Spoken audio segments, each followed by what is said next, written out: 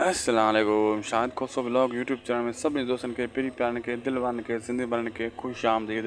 आज धमाकेदार बेहतरीन रिव्यू कंदासीं, नंढड़ो रिव्यू कंदासीं ऐं तव्हांखे ॿुधाईंदासीं त पंहिंजा ड्रामे में हाणे अॻिते छा थींदो। खून ख़राबो घणो पोइ केस में तव्हां ॾिठो, पुरमो में बि तव्हां ॾिठो, वट पाजा हुई जंहिंमें घणा खून थी चुका आहिनि। दोस्तो हाणे हैदर ऐं सांवल हिकु थी न रहंदा। सांवल हैदर खे हाणे इहो ई चवंदो, तूं माण्हू मारे आयो आहे सिखो खे, तूं असां हाणे हिकु नथा रही सघूं, तूं मुंहिंजी ॻाल्हि न मञी, तूं ॼाण तुंहिंजो कमु ॼाणे। ऐं हैदर बि हाणे पंहिंजी बसि ज़िंदगी जो सम्झि ख़ात्मो ई कराईंदो, छो त हिन खे तमामु जल्द को न को फड़काए विझंदो, मारे विझंदो।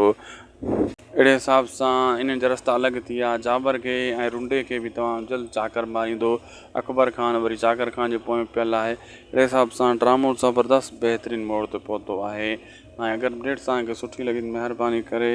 ऐं दोस्तो अॻिते जेका एक्शन तव्हांखे ॾिसण वटां मिलंदा, पंहिंजा वेरी में जाम मिलंदा। हाणे ड्रामो छो त ईअं सम्झो इंटरवेल ते पुॻल आहे। ऐं दोस्तो तव्हांखे जेको चाकर ख़ान इहो कमु कयो, जाबर जी घरवारी खे मारी, इहो मूंखे सीन न वणियो। औरत ते हथियार कॾहिं बि न खणणो आहे, भली पंहिंजी हुजे दुश्मन जी कंहिंजी बि औरत हुजे।